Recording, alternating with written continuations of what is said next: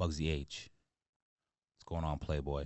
Hey, appreciate it. Thank you so much for having me, man. No, absolutely. It's a pleasure to have you, my man. I've been waiting to get on this podcast. Yo, and I appreciate you for that. So just so the audience knows, I do not know this man, but the way that we linked was he catched one of my podcasts. I believe it was the podcast with Miles. That's right. Shout out to Miles. Shout out to Miles. Good peoples. YMC. Yeah, good peoples.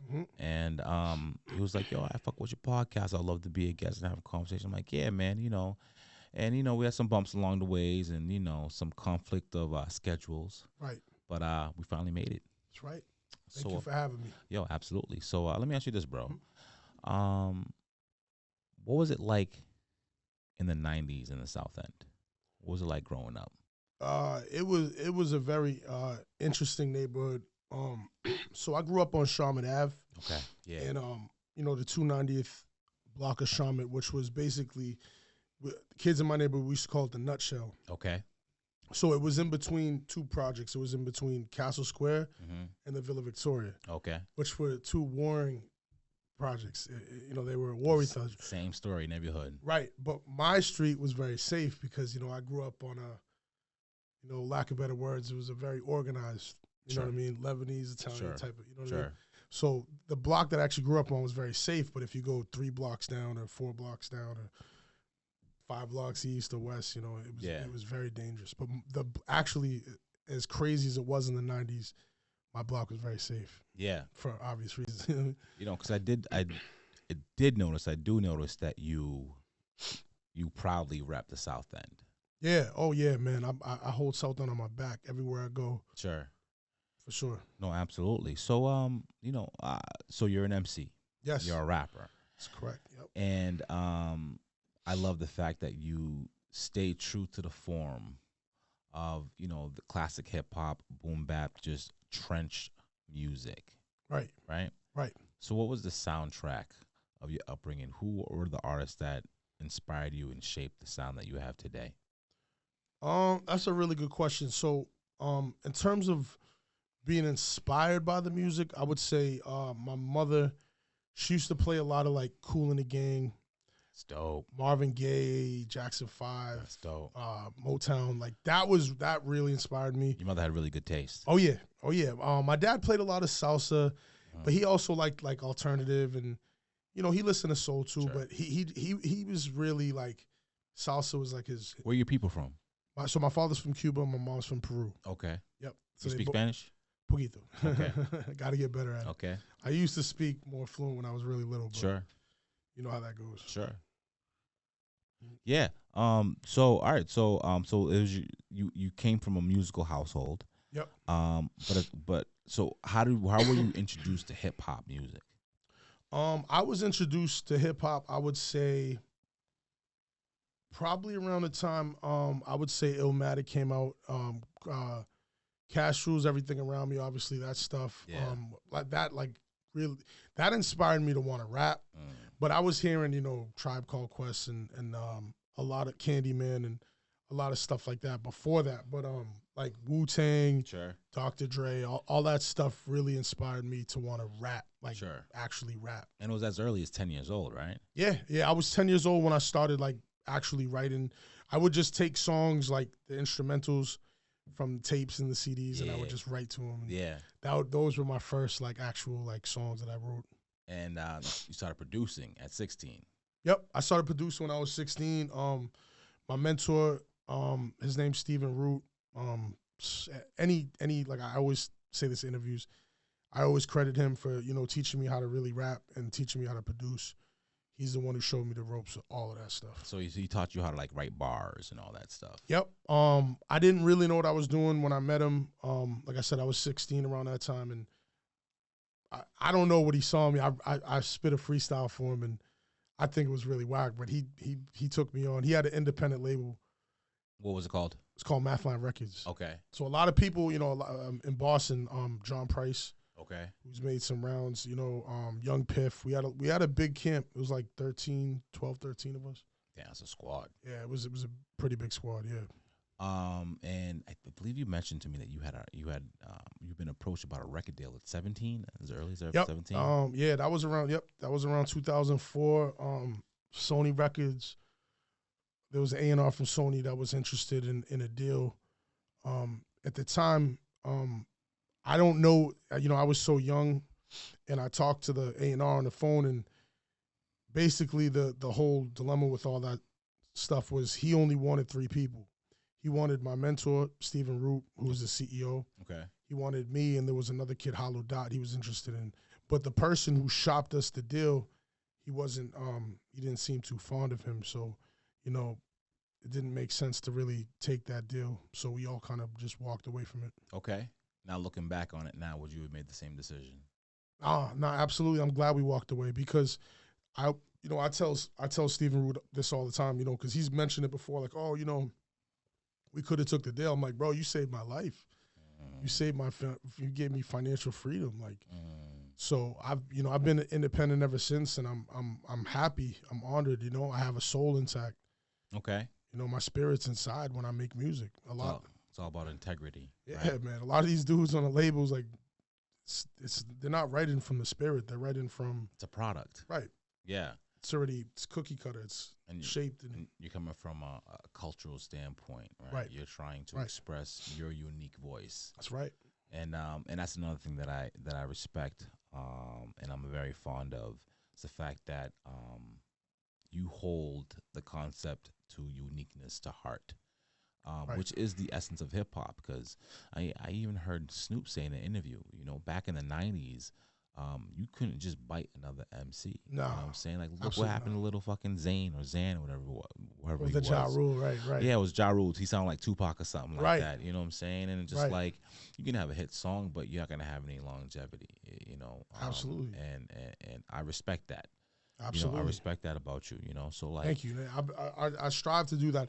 I mean, don't get me wrong. Like every good MC, like, you're gonna find traces of DNA of the next, right? Like, of course. So when you look at Michael Jackson, you're gonna find DNA of James Brown, and we stand on the shoulders of giants. You know what I'm saying? Right. So I mean, I'm like heavily inspired by Big Pun, but I don't ever want, or Wu-Tang on the same level, but it irks me when I hear people be like, oh, I heard your stuff, you remind me of Ghostface, and it's no disrespect to Ghostface, but I've worked so hard have your own voice. To have my own voice. I don't rap, like, I don't feel like I rap about what they rap about. Sure. You know what I mean? So it's like, it's like a blessing in disguise. Like, a lot of people say that, but I don't think they're saying it in the sense where they really think I sound like him. Yeah. I think it's, it's one of those things where, like, you resemble somebody. Like, you can resemble somebody else. You don't look exactly like that person, but you can have some similar features. Right. I think that's kind of the case. Right. You know what I'm saying? So, like, so throughout your journey, so who are some, interesting people from the industry that you've met or performed in front of or have collaborated with? That's a good question. A few people. The first, I would say, major act I got to work with was Project Pat. Ooh, you work with Project Pat? Twice. You got a joint with him? 2 joints. You got 2 joints with Project Pat? Yo. That fell in my lap, man. So basically how that worked was, at the time I did Genuflect, I produced like 95% of it. And I did my first single was called Careful You Battle Rap, right? So naturally, I'm just flooding, right? Flooding, I just dropped them, flooding everything and everybody. And I didn't know I sent it to Project Pat's manager. So he hits me back and he's like, who made that? I'm like, I made it. He's like, oh, you produce? I'm like, yeah, I produce, I rap, I do everything. So he's like, oh, okay. He's like, I'm going to pass this on to Pat. I'm like, I didn't know what Pat meant. He didn't say Project Pat. He said, I'm going to pass this on to Pat and I'm going to get back to you. So he hits me back later that day. He's like, all right, Project Pat's going to call you tomorrow.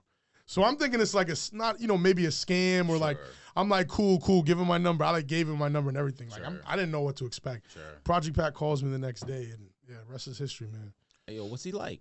Yo, he was so cool. He's so cool. Like, we got to build like on the phone. Like, unfortunately, we didn't get to meet in person. Sure. But yeah, he did the tracks. He did 2 of them. He took care of me. Like, real humble dude. Very humble dude. He about the music for real. Yeah, right? I told him, Cage, rest in peace, who was a member, Atris. He was one of the founding members.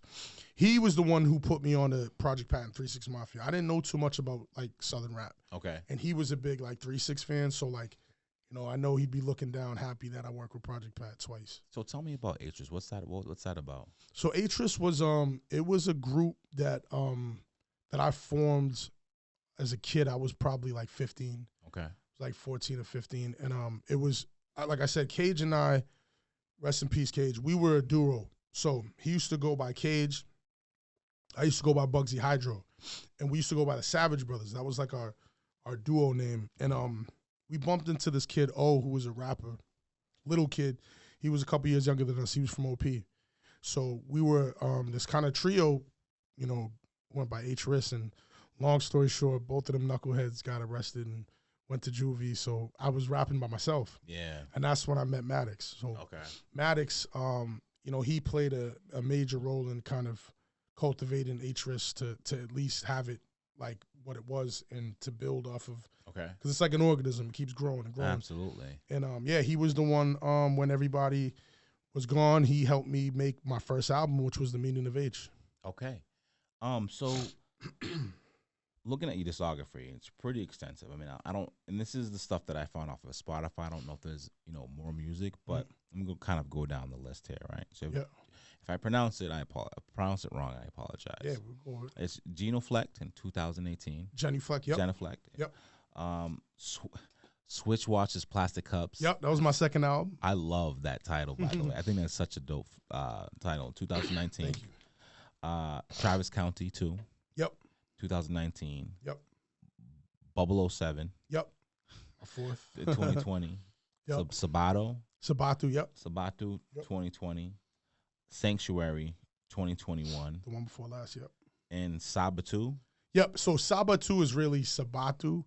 But like two. Okay. So I try to like. Okay. But you're right. Flip on words. Right. You had the right enunciation. Yeah. So like, I mean, and like, if you look at the list here, it looks like you really started getting busy, like 2019, really around the pandemic. Right. I take it you probably learned a lot about yourself and your music during the pandemic, having to sit down for as long as we did. Absolutely. What were some of the gems that you've learned along the way?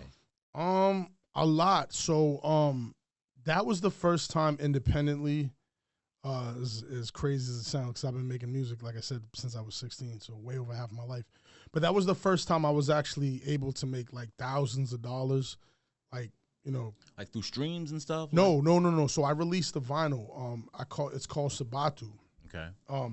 So Sabatu, originally it was digital. Mm-hmm. So I was going through and I like wanted to do the vinyl, and then what happened was like when the pandemic came around, I noticed like a lot of people were still spending money. Okay. Because this was before inflation kind of hit the roof, and people were still getting checks and money and everything. So I found this label, shout out to my man Justin in Burlington Press. Okay. And, you know, we talked business, and he helped me get my first batch.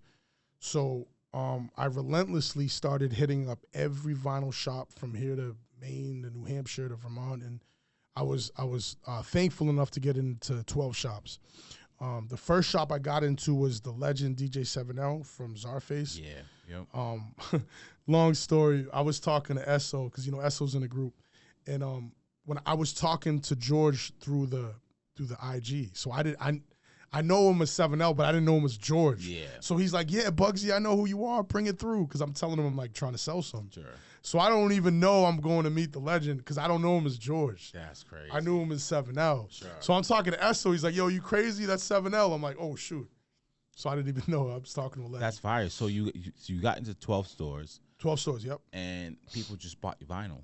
Yeah, I sold international, Germany, sold one in Japan, Canada, Switzerland. Yo, let me ask you this. So, like,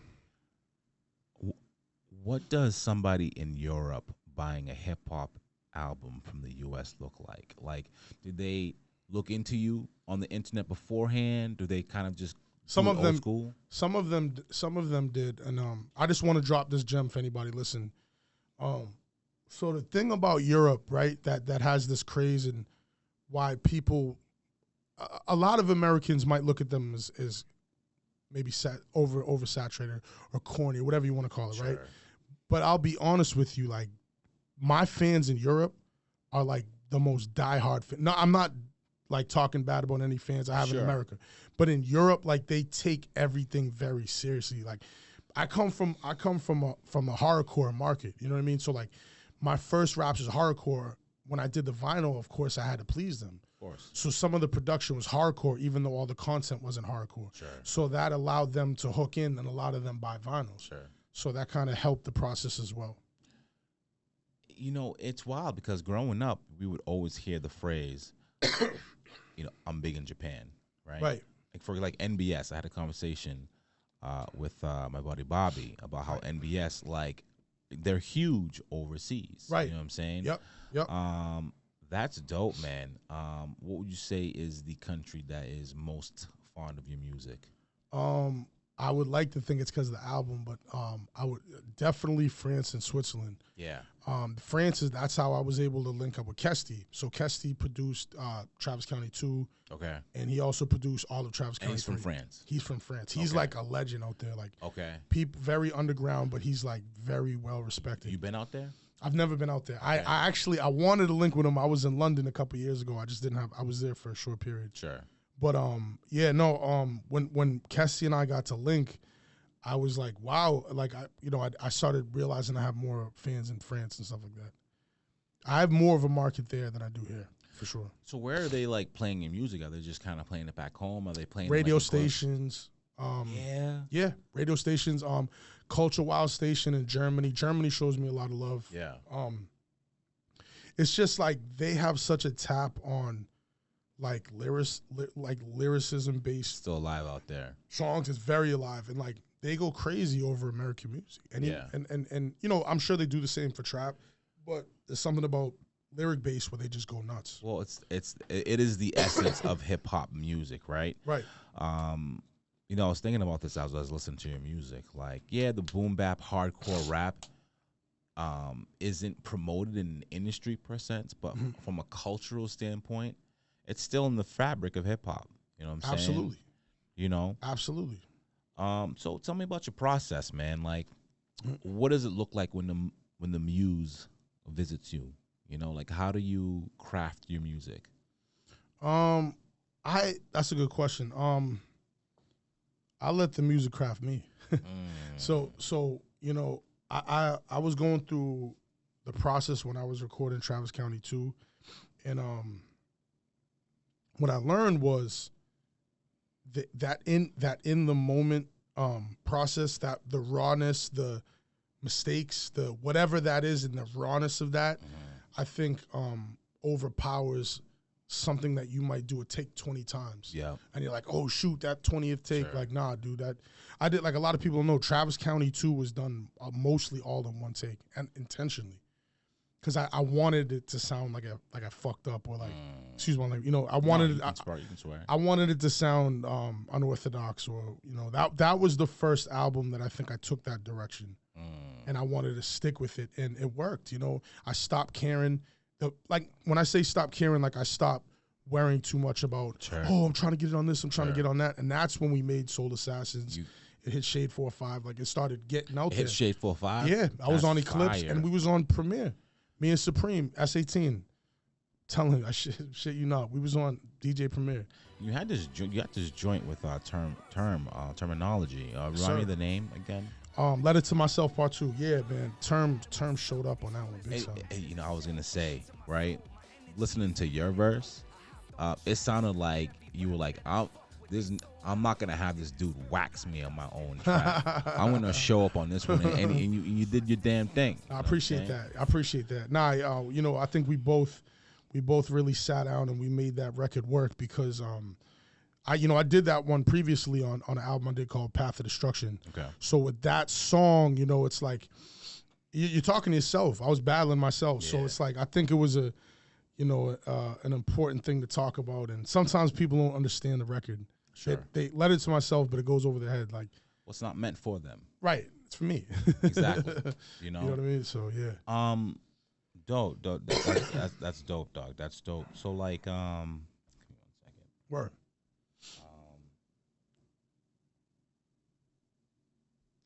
one thing that I did notice, and I took some time to kind of scan through your music and get a feel of what it is that makes Bugsy.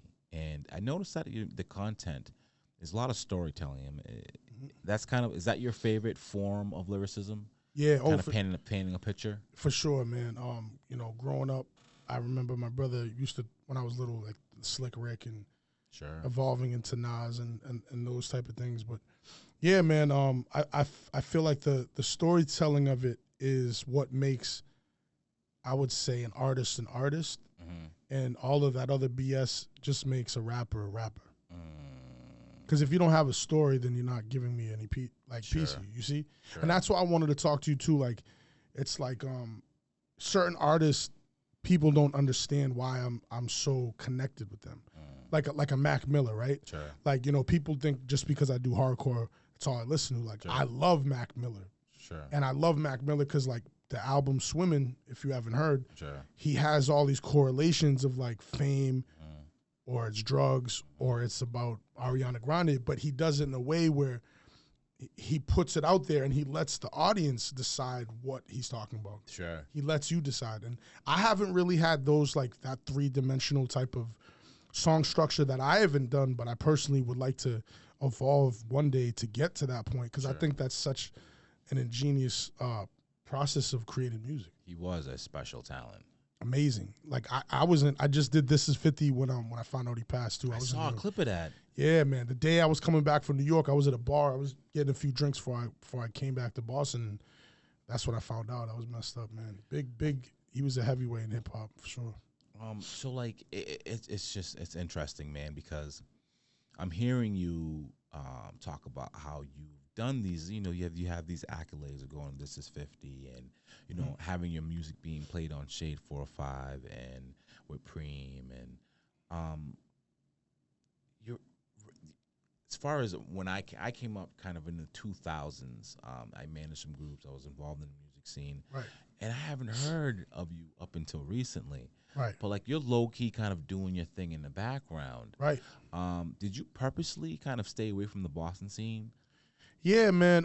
Like I said, when we were in Mathline, and that was like we did a lot of it was like backpack rap. Like, we were heavy in the scene. Sure. Like, the same time with Millie's and Mashik and all of them, like, we was making noise back then. Sure. But like, after that whole thing happened, like, everybody kind of did their own thing. Yeah.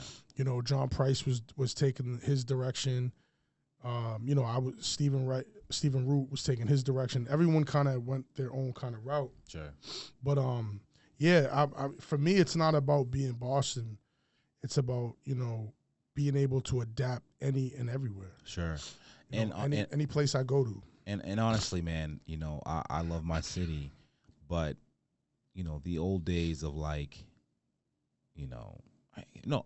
being representing from where you're from is a big part of hip hop, and it will always be a big part of hip hop. I don't think it's as prevalent like it used to be. Right. People would make it a point to kind of have their city on their back, and right. It's important, but like, especially in this city, it's a very difficult to come up. It's very difficult to gather the support. Right. Because unfortunately, what I've seen in the cities, we've had a lot of young, potential, a lot of stars come up, and like, they get a buzz in the city, and it just dies out. Right. It's a fact. Do you think that staying in the city, if you're trying to pursue music seriously, do you think it's important to leave the city? That's a very good question. If you're trying to reach a level of stardom, and you're really trying to knock a lot of doors down, absolutely, Boston is not the city for you to be in. It's not. However, like I said, I have a different outlook on life, like, in terms of now and how I create and how I do my business and stuff like that. So, like, I'm not going to be moving out of Boston anytime soon. Sure. But it doesn't mean that I'm not going to be traveling. Sure. Going to LA again, and I'm always in New York. I'm always traveling. So like, at the very least, you need to be traveling to different places. Yeah. You need to be active. Yeah. But you're absolutely right. To reach that next level, like if you notice, I mean, Guru just packed up and went to Brooklyn. Yeah. Most rappers, even now from Boston, they're not in Boston. Yeah, no, that's a fact. Nope. I just wish the city supported its artists, like a city like Atlanta. But from what I hear, typically smaller markets behave in the same way, where it's kind of crabs in a barrel, because resources are scarce, right? Attention is scarce. You know what I'm saying? Right. But there's just a lot of talent, both old and young, in this city that really never saw the light of day outside the city. And it's just such a shame, and it kind of breaks my heart, low key. It does, man. But I'm gonna be honest with you. Like, as crazy as it sounds, I've actually kind of grown to like it. And that sounds weird saying that, but the reason why I say that is because, like, all right, so like some of the accolades that I've done, right? So now I'm in a weird predicament, as you've seen with my title, Swiss watches, plastic cups, right? Yeah. So it's like I got a Swiss watch on, but I'm drinking from a plastic cup. So what does that tell you? It's like I've reached certain accolades, but I'm not at the level where I need to be, right? So like it's a perception thing, right? So I was once told that, when you make music with people, or if you're doing something with someone successful, if someone's hating on you, they're not going to disrespect you. They're going to make it about the person you're with. So I'm learning all these things, and I'm seeing how people react to things that I've done. And they'll say things nicely, but they'll always put it in a way where, like, you're not doing it's like a backhanded compliment almost. But you gotta love it. You gotta love it, because it sheds the light on them. Well, it shows you who is who. You know what I mean? I'd rather you do that than be fake with me and be like, "Yo, I love you." Fact. Nah, be fake. Those are the dangerous ones. Be fake, because I need to acknowledge you, and then I can respect not you, but I can respect what you are. No, absolutely. And then I move away and take you for what you are as you are. Now, being that you're seasoned and you've had years of experience and you've accomplished some things, why do you do music now? Before when we were younger, we wanted to be rap stars and this, that, and the other. Why do you create? So I create out of necessity. I have to. I don't have a choice. Talk on that. Yeah. So when I took a little break, I remember Maddox was warning me. He's like, "Yo, just letting you know, like, it's been a while since you stopped, and this and this and that." So little does he know, like, whatever anyone goes through with, like, their frustrations, I'm not feeling it at the same level, because I just want to make music. It's therapeutic for me. It's mentally soothing. Like, I have to do it. So for me to do that is just, an extra, like, notch off of getting cancer or strokes or fucking whatever. Like for me, it's like I said, it's necessity. I literally feel like I have to do it. That's why I did 4 albums this year. I got 4 albums in the bag. I haven't even put them out yet. So if you're feeling frustrated or lost, confused, like anything, you're just... Well, see, but that's the thing. It's perception, right? So it's like, okay, so it's like, even right now, I don't live in a mansion, right? Sure. I got a car, park my car in a garage. Sure. I got an apartment. I got a beautiful fiance. I got a beautiful son. Sure.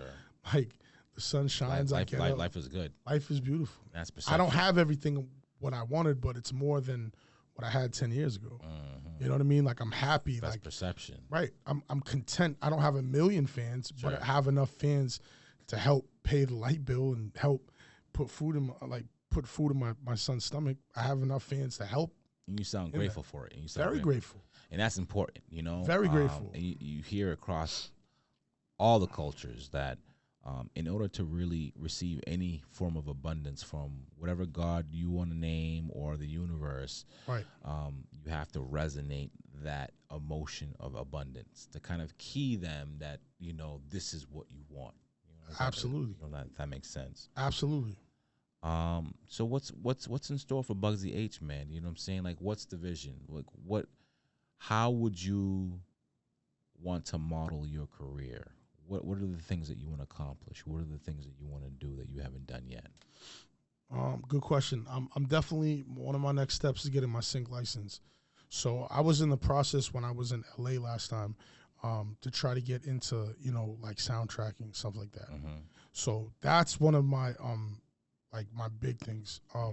Shout out to my man Ace Howell. I just did a scene actually last night in one of his new independent films. That's dope. So definitely I would say that's something I'd like to get into. Okay. You know, in the grand scheme. Sure. But in the, you know, in the grand scheme of things, I'm still cultivating and you know, putting this Atris Productions together, because now I just found, you know, one of my newest members, name's Maestro. Okay. He's from Atlanta. Okay. This kid is like, hey, I told you how I move. Like, we were talking about one album. We were on the phone for like 2 hours on the phone first time we linked up. And yeah. Like, he's already telling me about like 3 albums we're doing, and I just thought we were doing one. But he's like, nah, we got this one, and then I got another one for you. So he's been throwing me a lot of music, and his drive and his hunger matches his ethics, and I put him in Atris now. So Atris Productions is now Maestro in Atlanta. We got Mind Frame in New York. Okay. Kesty in France. You know, he's part of it. And Isaac No Beats also, that's my man in Brazil. So we're an international production line now. So is it like a label or? Yeah, it's a production line, and then, you know, Atris is a team. We still got Maddox, you know, S18, Nonchalantly Zay, G-Stacks. So it's a lot of the similar faces, but we're just, you know, it's like a new face. Like, Nonchalantly Zay is the newest member. Okay. In terms of the rappers. So shout out Nonchalantly Zay. That's my man's. He's like the new face of it. You know what I mean? Sure. G-Stacks was the new face in you know, like 2014, 15. Yeah. Now it's Nonchalantly Zay. It's an evolving door. Gotcha. And Maestro is the new face of the production. These are kids. They're like in their early 20s. Sure. So they are going to be holding this down, like beyond me, and they're keeping that name heavy between people in my mid 30s and then down to the 20s. And now they could have everybody else younger too. Do they have their own sound? Is it kind of similar? Oh, absolutely. Nonchalantly Zay has a very he has that like very Mobb Deep Prodigy type of amazing lyricist. He was on Sabatu. He was on my last album. We've done like 4 or 5 records, I think. But yeah, you're gonna hear a lot of stuff with all of us. Like, it's gonna be crazy. Okay. So what's the next album? Next album I'm putting out. Next album I'm gonna do. Next album you're putting out. Next album I'm putting out is gonna be me and S18. We did a duo album because we're known as the 88 Marksmen. So we got an album coming out called The Museum of Crime Art. Okay. Which is produced by Master Cogna. He's from France too. Okay. So he did the whole album. That's fire. Yeah. So we got that one coming up, and then me and Lord Willin, we got an album called IFC coming out. Travis County 3 is coming out. Okay. I just got to get the merch and the vinyl. That's a whole process. Bro. Now, I mean, so don't you have a clothing line?